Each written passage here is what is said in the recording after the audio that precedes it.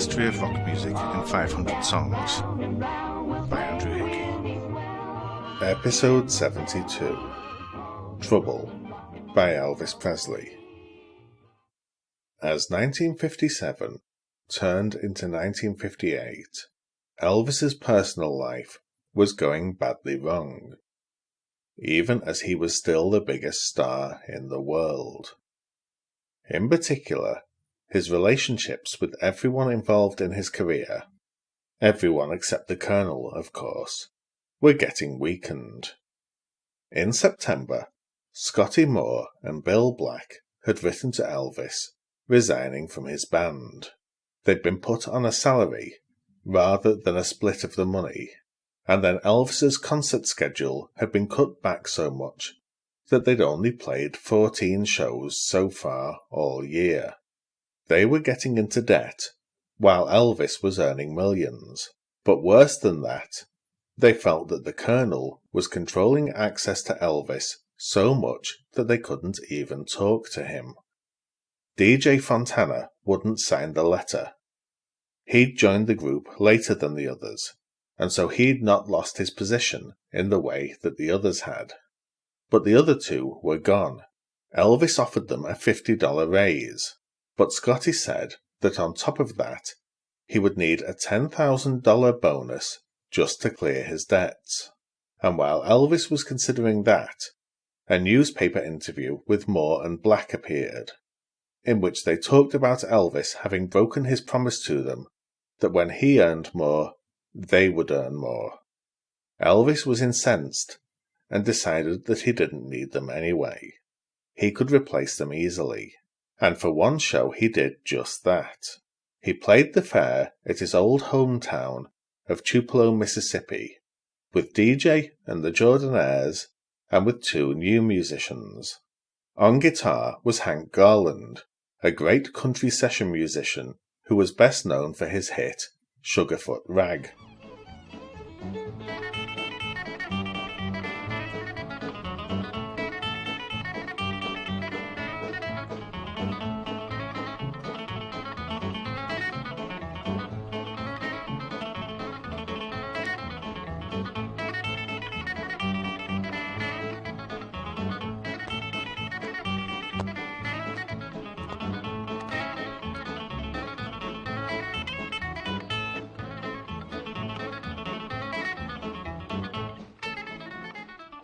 Garland would continue to play with Elvis on recordings and occasional stage performances until 1961, when he was injured in an accident and became unable to perform.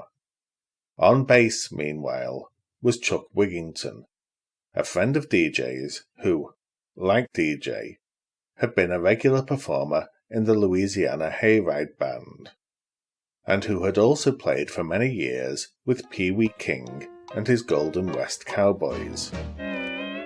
Screwball, screwball, acting so crazy. Screwball, screwball, kissing a daisy. Why are you so dreamy and hazy? Maybe it's because you're falling in love. Screwball, screwball, flitter and flutter. Screwball, screwball, legs are like butter. When you talk, you stammer and stutter. Maybe it's because you're falling in love. Wigington actually didn't have a contract for the show, and he wasn't even a full-time musician at the time. He had to take a leave of absence from his job working in a bank in order to play the gig. Meanwhile, Scotty and Bill were off on their own playing the Dallas State Fair, but Elvis found that performing live without Scotty and Bill was just not the same, even though Garland and Wigington were perfectly fine musicians, and he decided to offer Scotty and Bill their old jobs back. Sort of. They'd be getting paid a per diem whether or not they were performing, which was something. But after the next recording sessions, Bill never again recorded with Elvis. He was replaced in the studio by Bob Moore. Scotty remained a regular in Elvis's studio band too, but only on rhythm guitar. Hank Garland was going to be the lead player on Elvis's records from now on. The new arrangement required a lot of compromise on both sides, but it meant that Moore and Black were on a better financial footing, and Elvis could remain comfortable on stage. But it was now very clear that the Colonel, at least, saw Black and Moore as replaceable, and neither of them were necessary for Elvis to continue making hit records. His relationship with the two men who had come up with him had now permanently changed, and that was going to be the case with a lot of other relationships as well. In particular, the Colonel was starting to think that Leiber and Stoller should be got rid of. The two of them were dangerous as far as the Colonel was concerned. Elvis respected them. They weren't under the Colonel's control. They didn't even like the Colonel, and they had careers that didn't rely on their association with Elvis. But they were also people who were able to generate hits for Elvis, and they were currently working for RCA. So while that was the case, he would put them to use. But they were loose cannons. Now, before we go further, I should point out that what I'm about to describe is one way that Leiber and Stoller have explained what happened. In various different tellings, they've told events in different orders and described things slightly differently. This is, to the best of my understanding, the most likely series of events, but I could be wrong. Leiber and Stoller had a complex attitude towards their work with Elvis. They liked Elvis himself a lot, and they admired and respected his work ethic in the studio, and shared his taste in blues music. But at the same time, they didn't consider the work they were doing with Elvis to be real art, in the way they considered their R&B records to be. It was easy money. Anything Elvis recorded was guaranteed to sell in massive amounts, so they didn't have to try too hard to write anything particularly good for him. But they didn't like the Colonel, and they were already, after a couple of films, getting bored with the routine nature of writing for Elvis's films. I'm going to paraphrase a quote from Jerry Leiber here, because I don't want to get this podcast moved into the adults-only section on Apple Podcasts, and the Leiber quote is quite full of expletives. But the gist of it is that they believed that if they were given proper artistic freedom with Elvis, they could have made history, but that the people in his management team only wanted money. Every film just needed a few songs to plug into gaps, and they were usually the same type of songs to go into the same type of gaps. They were bored. And they actually had a plan for a project that would stretch them all creatively. Leiber vaguely knew the film producer Charles Feldman, who had produced On the Waterfront and The 7-Year Itch, and Feldman had come to Leiber with a proposition. He'd recently acquired the rights to the novel A Walk on the Wild Side, set in New Orleans, and he thought that it would be perfect for Elvis. He'd have the script written by Bud Schulberg, and have Elia Kazan direct, the same team that had made On the Waterfront. Elvis would be working with people who had made Marlon Brando, one of his idols, a star. Leiber and Stoller would write the songs, and given that Kazan was known as an actor's director, the chances were that the film could take Elvis to the next level in film stardom. He could become another Sinatra, someone who was equally respected as an actor and as a singer. Leiber took the proposal to Gene Aberbach, who was one of the heads of Hill and Range, the music publishing company that handled all the songs that Elvis performed.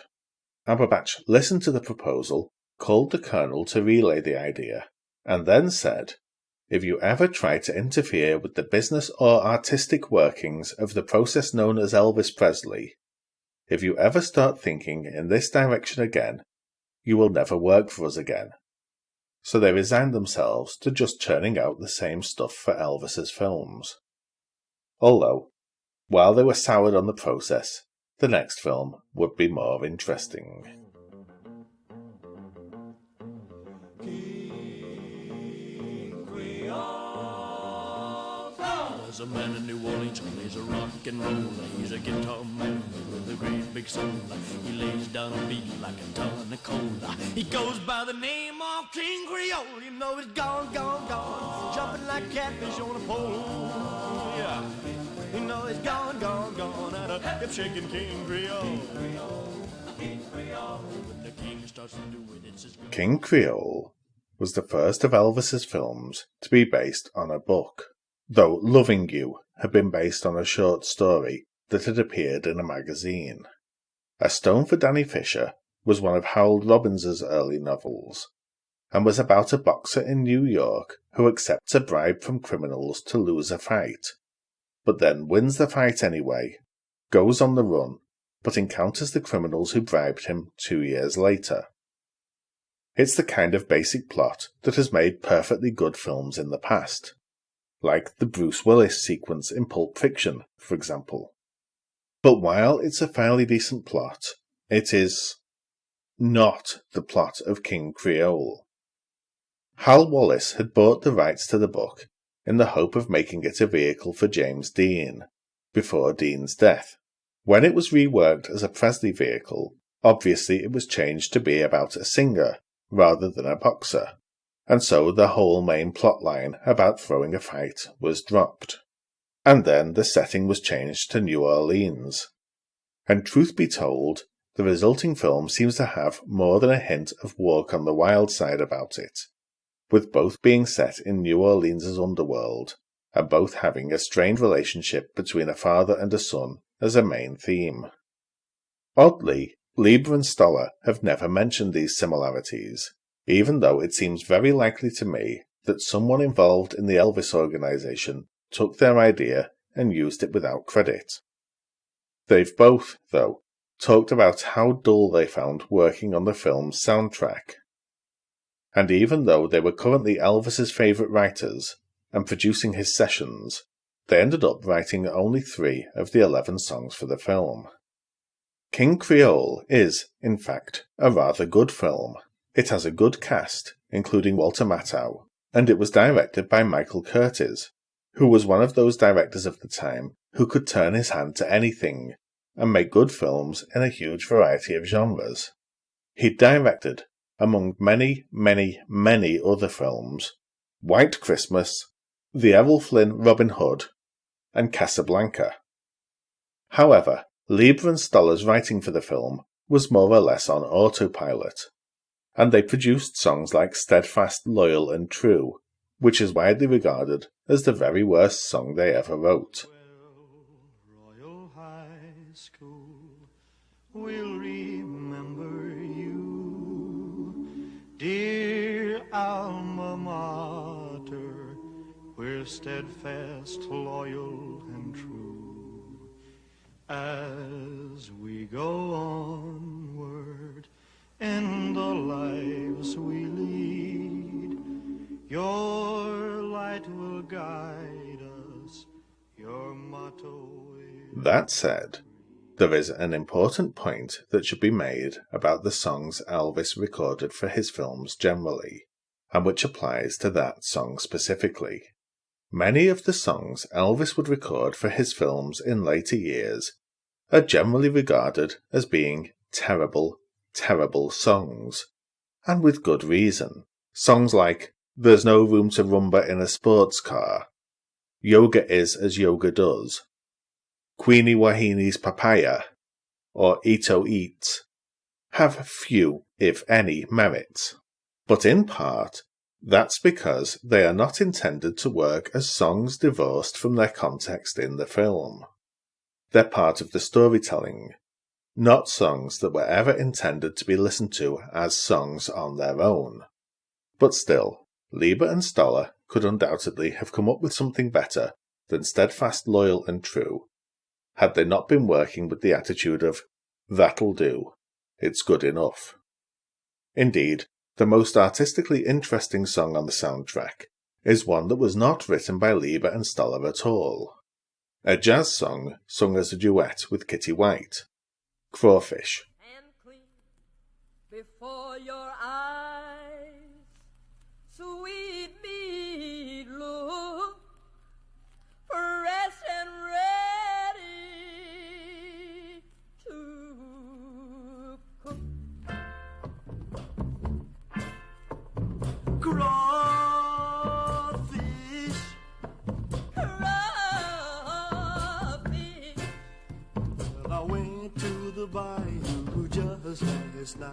there was no moon. While other songwriters were turning out things like that, Leiber and Stoller were putting in a minimal amount of effort, despite their previous wish to try to be more artistically adventurous with their work with Elvis. They still, however, managed to write one song that would become known as a classic, even if they mostly did it as a joke.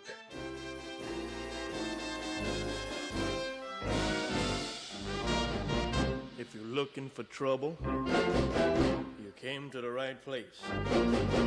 If you're looking for trouble, just look right in my face. I was born standing up and talking back. My daddy was a green-eyed mountain jack because I'm evil. That song combines two different elements of Leiber and Stoller's writing we've looked at previously. The first is their obsession with that stop-time blues riff, which had first turned up in Muddy Waters' Hoochie Coochie Man back in 1954. The gypsy woman told my mother before I was born, I got a boy child coming. He's gonna be a son of a gun. He's gonna make pretty women jump and shout. Then the world wanna know what this all about. But you know I'm here.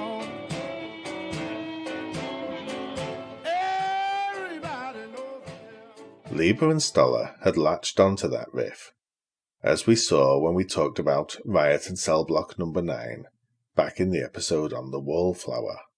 They would consistently use it as a signifier of the blues. They used the same riff not only in Riot in Cell Block No. 9 and Trouble, but also I'm a Woman for Peggy Lee and Santa Claus is Back in Town for Elvis, and slight variations of it in Framed by the Robins and Alligator Wine by Screamin' Jay Hawkins, among many others. It's clearly a riff that they loved, so much so that they pretty much single-handedly made it into something people will now think of as a generic indicator of the blues, rather than, as it was originally, a riff that was used on one specific song. But it's also a riff they could fall back on when they were just phoning in a song. The other aspect of their songwriting that Trouble shows is their habit of writing songs as jokes and then giving them to singers as serious songs. They'd done this before with Elvis, when they'd written Love Me as a parody of a particular kind of ballad, and he'd then sung it entirely straight. Leiber compared Trouble to another song they'd written as a joke, Black Denim Trousers and Motorcycle Boots.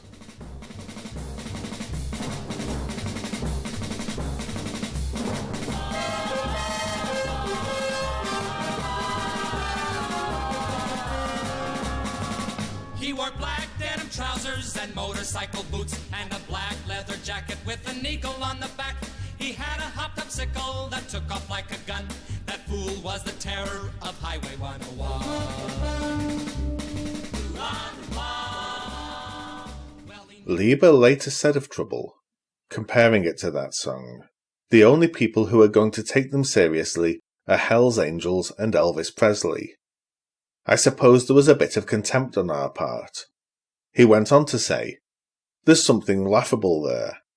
I mean, if you get Memphis Slim or John Lee Hooker singing it, it sounds right, but Elvis did not sound right to us. Either way, Elvis performs the song with enough ferocity that it sounded right to a lot of other people. I never looked for trouble, but I never ran. I don't take no orders, no kind of man. I'm only made out flesh, blood, and bone. But if you're gonna start a rumble, don't you try it all alone, because I'm evil. My middle name is Mary. He thought well enough of the song that when, a decade later, he recorded what became known as his comeback special, that was the first song in the show. And while Leiber clearly thought that Elvis didn't really sound like he was trouble in that song, you only have to compare, for example, the French cover version of it by Johnny Hallyday, the man often referred to as the French Elvis, to see how much less intense the vocal could have been. Si vous cherchez la bagarre, vous êtes venu à la bonne place. Si vous cherchez la bagarre, regardez-moi bien en face. Et je n'aime pas beaucoup qu'on m'en remonte. J'avoue que la bagarre, je ne suis pas contre. Ça me fait pas peur. But sometime after the King Creole sessions, the Colonel had the chance to separate Elvis from Leiber and Stoller for good. Elvis wanted them at all of his sessions, but Jerry Leiber got pneumonia and was unable to travel to a session. The Colonel kept insisting, and eventually Leiber asked Stoller what he should do, and Stoller said to tell him to do something to himself, using words that you can't use without being bumped into the adult section of the podcast directories. I assume from looking at the dates that this was for a session in June 1958, which Chet Atkins produced. From this point on, Leiber and Stoller would never work in the studio with Elvis again, and nor would they ever again be commissioned to write a song for him. They soon lost their jobs at RCA, which left them to concentrate on their work with R&B artists like the Clovers, the Coasters, and the Drifters. Their active collaboration with Elvis, a collaboration that would define all of them in the eyes of the public, had lasted only 10 months, from April 1957 through February 1958. But Elvis kept an eye on their careers. He took note of songs they wrote for Laverne Baker, I used to drink, I used to smoke, drink, and there's the hoochie coo. I used to smoke and drink, and there's the hoochie coo. Oh yeah, but now I'm standing on this corner, praying for me and you. That's why I'm saved. I'm saved. People, let me tell you about a kingdom come. You know I'm saved. I'm saved. I can preach unto you, deaf and dumb. I'm in that soul-saving army, beating on that big. the Clovers, I said, take it easy, baby. I worked all day and my feet feel just like lead. You got the shirt tails flying all over the place and the sweat coming out of my head. Say, hey, bossa nova, baby, keep on working, boy, it ain't no time to quit. She said, go, bossa nova, baby, keep on dancing. I'm about to have myself a fit. Bossa nova, bossa nova. the Coasters, I went and bought myself a ticket and I sat down in the very first row. They pulled the curtain up and when they turned the spotlight way down low, little Egypt came out strutting, wearing nothing but a button and a bow, singing,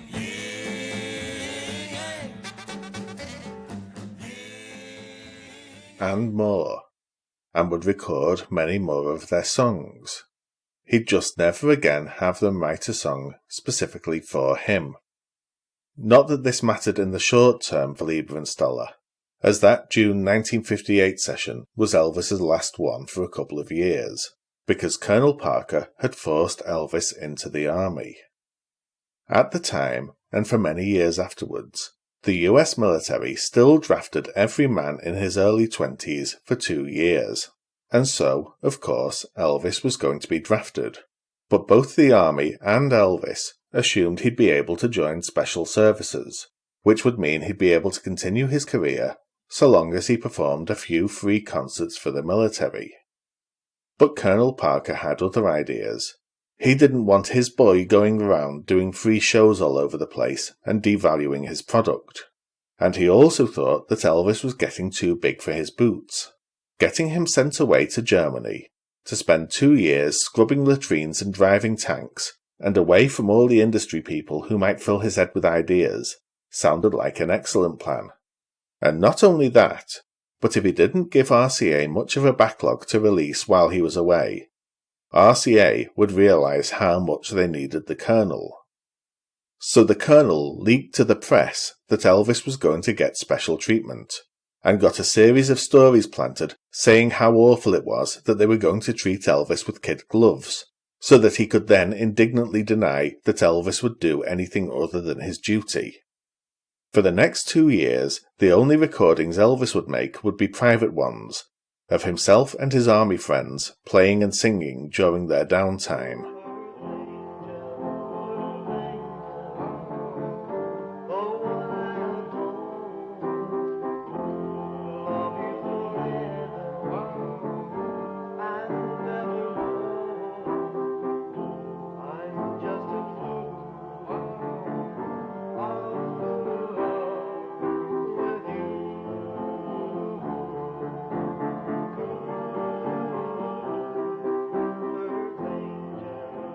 But there was still one final person in the Colonel's way, and fate took care of that.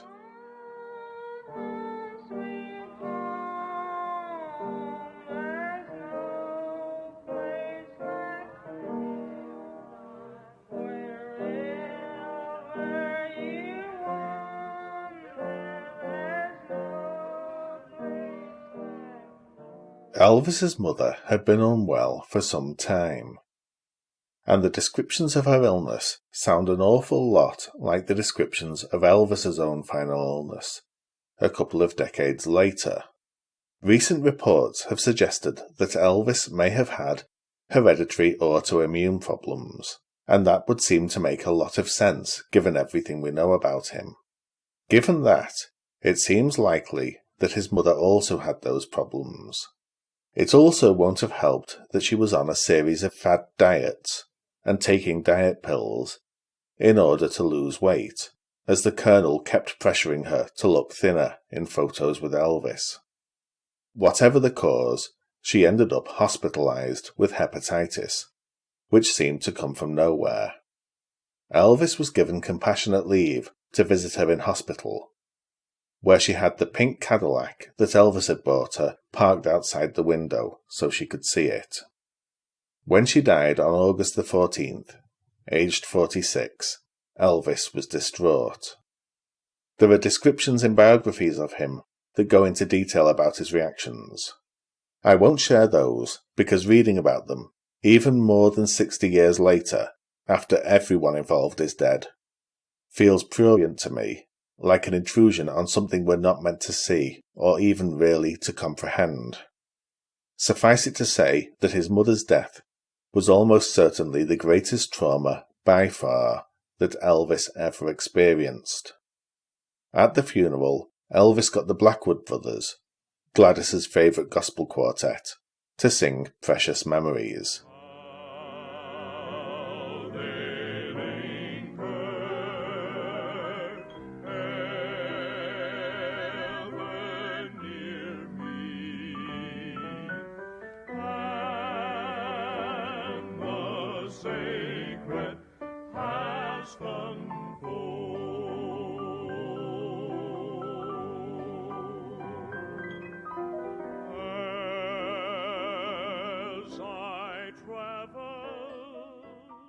Gladys's death, even more than his induction into the army, was the real end of the first phase of Elvis's life and career. From that point on, while he always cared about his father, he had nobody in his life who he could trust utterly. And even more importantly, Colonel Parker now had nobody standing in his way. Gladys had never really liked or trusted Colonel Parker, but Vernon Presley saw him as somebody with whom he could do business, and as the only person around his son who really understood business. The Colonel had little but contempt for Vernon Presley, but knew how to keep him happy. While Elvis was in the army, of course Scotty and Bill had to find other work. Scotty became a record producer, producing the record Tragedy for Thomas Wayne, whose full name was Thomas Wayne Perkins, and who was the brother of Johnny Cash's guitarist, Luther Perkins.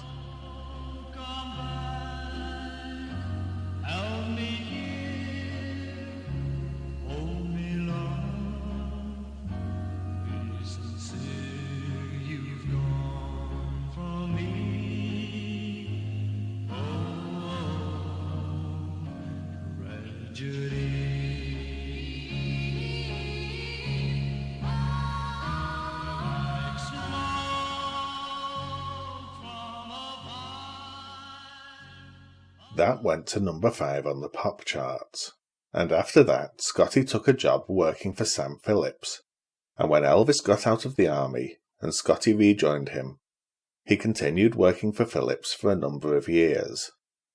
Bill Black, meanwhile, formed Bill Black's Combo, who had a number of instrumental hits over the next few years.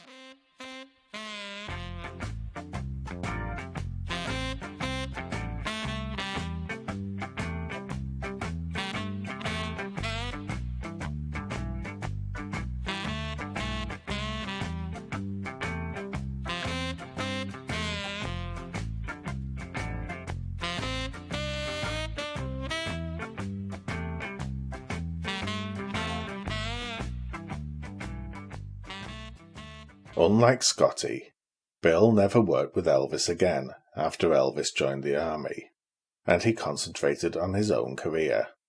Bill Black's Combo had 8 top 40 hits, and were popular enough that they became the opening act for the Beatles' first US tour. Unfortunately, by that point, Black himself was too ill to tour, and he had to send the group out without him. He died in 1965. Aged 39, from a brain tumour. As Elvis entered the army, a combination of deliberate effort on the colonel's part and awful events had meant that every possible person who could give Elvis advice about his career, everyone who might tell him to trust his own artistic instincts, or who might push him in new directions, was either permanently removed from his life or distanced from him enough that they could have no further influence on him. From now on, the Colonel was in charge. A History of Rock Music in 500 Songs is brought to you by the generosity of my backers on Patreon. Each week, Patreon backers will get a 10-minute bonus podcast. This week's is on When by the Kalin Twins.